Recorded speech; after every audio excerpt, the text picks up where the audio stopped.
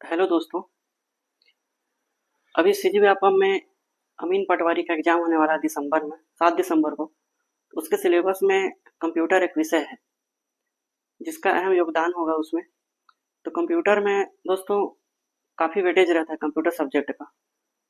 तो हम लोग कंप्यूटर के जितने भी टॉपिक्स हैं उनको वन बाय वन देखते हैं एक एक वीडियो। तो आज हम लोग स्टार्ट कर रहे हैं मेमोरी से। मेमोरी दोस्तों, जैसे ह्यूमन बॉडी का ब्रेन एक मेमोरी है, वैसे कंप्यूटर का भी मेमोरी होता है। तो कंप्यूटर में मेमोरी में टू टाइप्स होते हैं, एक प्राइमरी और दूसरा सेकेंडरी। प्राइमरी मतलब मुख्य मेमोरी जो मेन होता है, और सेकेंडरी मतलब जो उसको हेल्प करने के लिए अलग से अटैच किया जाता है, उसमें लगाया जाता है।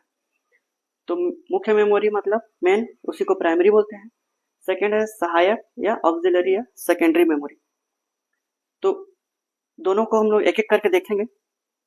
तो पहला है प्राइमरी मेमोरी। प्राइमरी मेमोरी को दो टाइप्स में डिवाइड किया जाता है, एक स्थायी और दूसरा अस्थायी। स्थायी जो उसमें परमानेंट रह जाता है उसको क्या बोलेंगे, स्थायी। और जब तक कंप्यूटर चालू है तब तक डेटा रहेगा और बंद करने से फिर डिलीट हो जाएगा उसमें से, उसको क्या बोलेंगे, अस्थायी। दोनों में वर्ड वोलेटाइल यूज होता है यहाँ पर, लेकिन एक चीज है जो अपोजिट है, देखिएगा। स्थायी में वोलेटाइल होना चाहिए, अस्थायी में नॉन होना चाहिए, लेकिन अस्थायी में नॉन वर्ड यूज होता है स्थायी में, और अस्थायी में सिर्फ वोलेटाइल यूज होता है। तो इसी वजह से ना इसको कभी कभी पूछ लेता है, ये हिंदी में नहीं देगा, सिर्फ इंग्लिश में दे देगा और आपको कंफ्यूज करेगा इसके एग्जांपल्स के थ्रू। तो इसके आगे प्राइमरी मेमोरी के टू टाइप्स होते हैं, एक स्थायी मेमोरी होता है और दूसरा अस्थायी मेमोरी।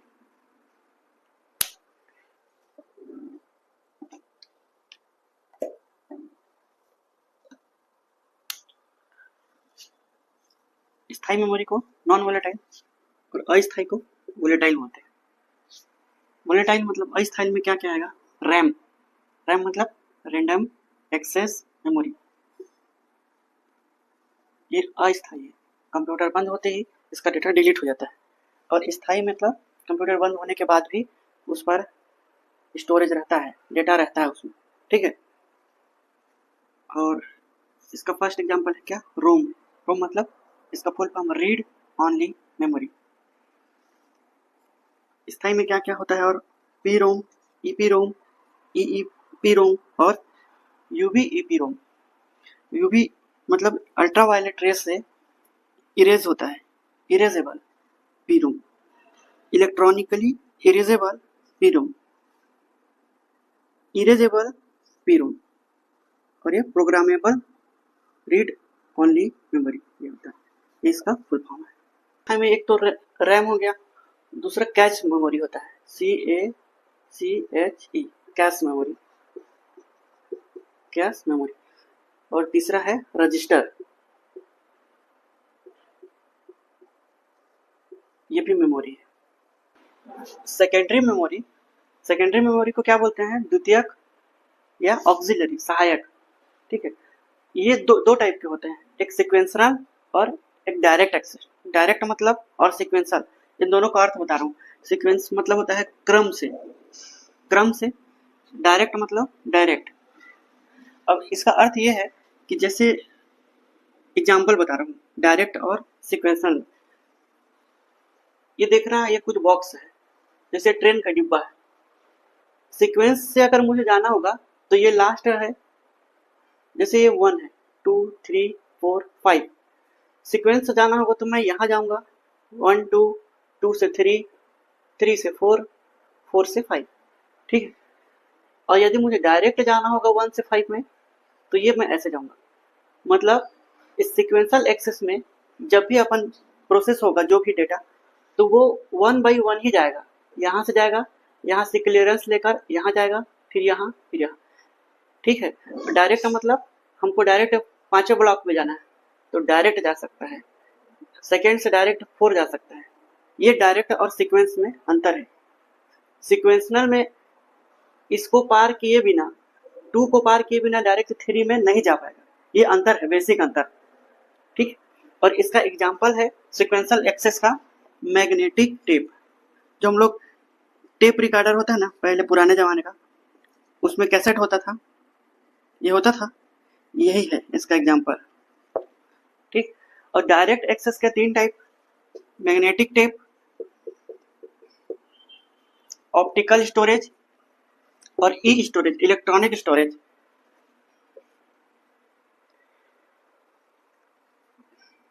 मैग्नेटिक टेप का एग्जांपल है floppy disk, HDD, hard disk drive. क्या होता है ये? Hard disk drive. ठीक है। और ऑप्टिकल स्टोरेज में क्या होता है, ये देखो, CD, कॉम्पैक्ट डिस्क, जिसका स्टोरेज लगभग 700 MB होता है। DVD, इसका 4.7 GB होता है। अब ब्लू रे डिस्क, ब्लू रे डिस्क, ब्लू रे डिस्क 25 GB के आसपास। ठीक। ये ऑप्टिकल स्टोरेज हो गया। अब ये स्टोरेज मतलब मेमोरी कार्ड वाला। मेमोरी कार्ड कैसे? PD, PD मतलब पेन ड्राइव। ये सब में देखना, इसमें सेमीकंडक्टर यूज होता है। पेन ड्राइव में भी चिप लगा रहता है, ये चिप तो है ही। ये solid state drive, solid state drive, इसमें भी सेमीकंडक्टर यूज होता है। सेमीकंडक्टर मतलब आधा कंडक्टर आधा इंसुलेटर, नॉन कंडक्टर, दोनों को मिक्स करके कंडक्टिविटी उसमें फ्लो कराया जाता है। ये हो गया सॉलिड स्टेट ड्राइव। इसको लिख लीजिएगा, ये लेटेस्ट है, अभी कभी भी पूछ सकता है इसको। Solid state drive. ठीक है। ये हो ऑप्टिकल स्टोरेज का सीक्वेंस देखना है, क्रम, छोटे से बड़े।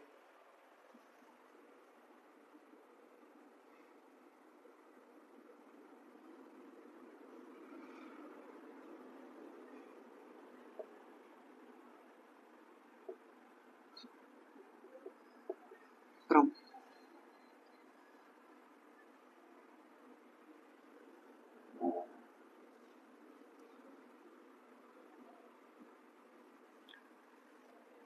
सबसे कम किसका होता है?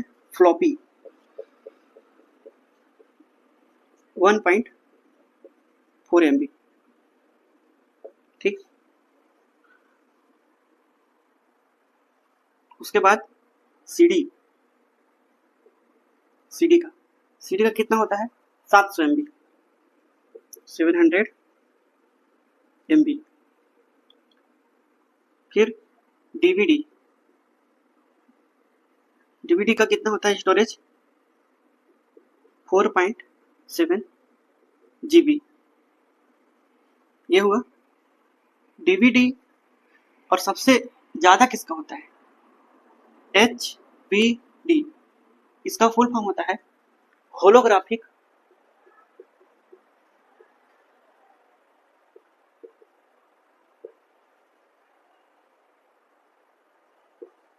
Versatile disc.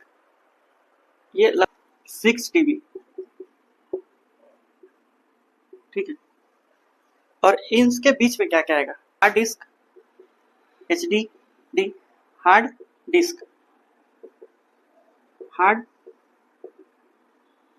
Disc,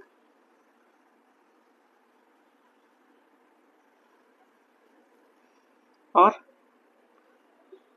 BRD, blue रे डिस्क। ये बताया था ना 25 GB। 2 लेयर होते हैं इसके। फर्स्ट लेयर में 25 GB, सेकेंड लेयर में भी 25 GB, कुल कितना? 50 GB। और हार्ड डिस्क इसके उसके बीच में लाइज करता है। तो ये सीक्वेंस होगा कम स्टोरेज से इधर ज्यादा स्टोरेज से ज्यादा स्टोरेज की जो स्पीड होता है, वो अपोजिट होता है किसके, स्टोरेज के। इसको ऐसे बोल सकते हैं, speed inversely proportional to storage. Storage मतलब इसका जो गति है, तो जैसे जिस मेमोरी का स्पीड ज़्यादा होगा उसका स्टोर करने का कैपेसिटी कम होगा, स्टोरेज कैपेसिटी। जैसे इसका एक शॉर्ट ट्रिक है RCR-MOM। ये देखिएगा, सबसे रजिस्टर R से रजिस्टर, C से कैश मेमोरी, फिर R से रोम या रैम, एक है मैग्नेटिक टेप, एक है मैग्नेटिक डिस्क, MOM। ये M है मैग्नेटिक डिस्क, ये है मैग्नेटिक टेप। बीच में जो O बच गया वो क्या है, ऑप्टिकल स्टोरेज। ठीक है, तो सब एक होगा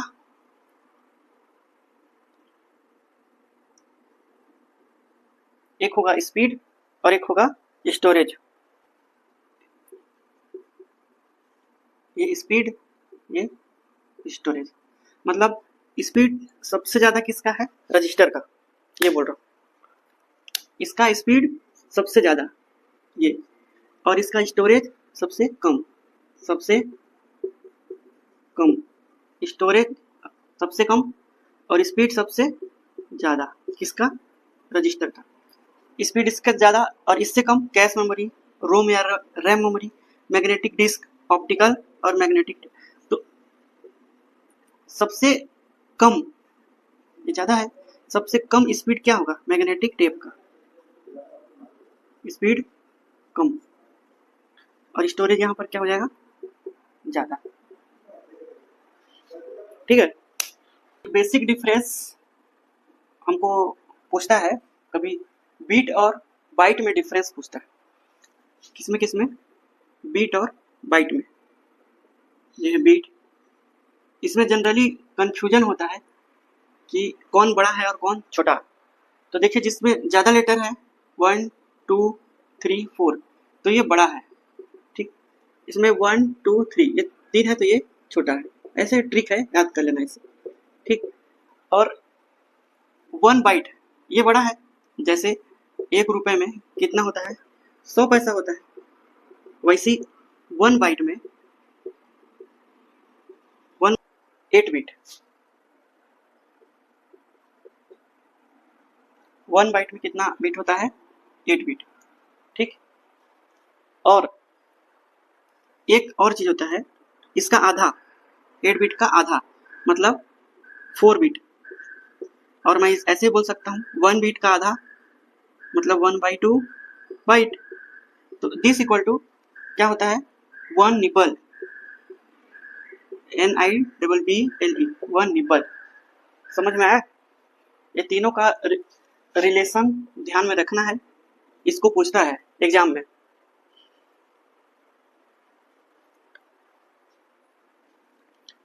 एक और होता है, जैसे 1024 KB kilo byte equal to क्या होता है, 1 MB, और 1024 MB इक्वल टू 1 GB, ये होता है। ठीक है, और आगे क्या होगा, 1024 GB equal to 1 TB, sorry 1 MB। 1 MB मतलब मैं क्या बताया था, 1024 KB बताया था, मतलब 1000 KB। 1000 मतलब 1000, कितना जीरो है, 1 2 3, मतलब 10 टू द पावर कितना हो जाएगा, 3, 10 के घात 3 हो जाएगा। तो 1024 लगभग किसके बराबर है, 1000 के बराबर। और 1000 को हम लोग क्या लिख सकते हैं, 10 के घात 3 लिख सकते हैं। तो इसको मैं क्या लिख सकता हूँ, 1000 को 10 के घात 3 KB, 10 to the power 3 KB, मतलब 1 MB इक्वल टू, मैं ऐसा लिख सकता हूँ कि नहीं, 1 MB equal to 10 to the power 3 KB लिख सकता हूँ। और इसको मेरे को बाइट में कन्वर्ट करना है। किसमें? बाइट में। क्वेश्चन इसमें कन्वर्ट करने के लिए आता है। 1 TB को कन्वर्ट करने बोलेगा, 1 MB को कन्वर्ट करने बोलेगा, 1 GB को कन्वर्ट करने बोलेगा। ठीक है, तीनों का देख लेते हैं। 1 MB को 10⁻³ KB बोलूँगा, और 10⁻, KB मतलब क्या होता है? 1 KB मतलब 1024 बाइट, मतलब 10⁻, देखो 1 KB, K मतलब 1000, तो क्या हो जाएगा? 10⁻³ बाइट, ये होगा। तो इसमें मैं K मतलब 10⁻³ का और मल्टीप्लाई कर दिया। और जब गुणा होता है और घात क्या हो जाता है? जुड़ जाता है। जब आधार समान, ये 10 और ये 10, ये आधार है।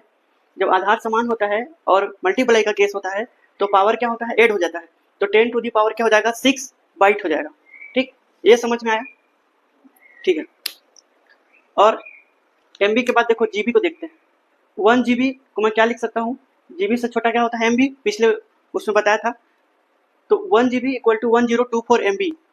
इसको मैं क्या लिख सकता हूँ? 10⁻³ MB लिख सकता हूँ। ये देखो 10⁻, जैसे 3 KB लिखा वैसे 10⁻³ MB लिख दूंगा। और इसके जगह पे क्या लिख दूंगा? 10⁻³ फिर से लिख दूंगा और मल्टीप्लाई करूंगा तो कितना आएगा? 10⁻6 आएगा। फिर इसको बाइट में जहाँ K है वहाँ फिर 10⁻3, फिर मल्टीप्लाई होगा, 6 और 3 9 हो जाएगा। ये समझ में आया? नहीं आएगा तो फिर से बताऊंगा, बताइए, कमेंट करिएगा। 1 TB इक्वल टू 1024 GB। यहाँ भी क्या हो जाएगा? 1024 मतलब ये लगभग कितना है? 1000 GB। 1000 GB मतलब ये ऑलरेडी कितना है? 10⁻³ GB। ये हो गया 10⁻³ GB। और जहाँ GB आया वहाँ पे फिर मैं इसको छोटा करने के लिए MB लिया और इसको किस में कन्वर्ट कर दिया? 10⁻³ में। तो 10 के घात 3 पहले से है, 3 और आ गया, 3 और 3 कितना हो गया? 6। MB अपने जगह पे रहेगा, ये 6 हुआ। अब MB को इससे छोटा में करना है तो MB से छोटा क्या होता है? KB। और M के जगह पे मैं क्या कर दिया? फिर 3 का गुणा कर दिया, तो 6 और 3 कितना हो गया? 9। 9 और M से छोटा आ गया KB। ये हो। अब KB से छोटा होता है बाइट, और K को मैं किस में बदल दिया? 10⁻³ में। तो 9 और 3 12, ये क्या हो जाएगा? 10 के घात 12 बाइट्स। ठीक है, ठीक है दोस्तों, धन्यवाद। यहीं तक रखते हैं, अगले क्लास में फिर मिलेंगे।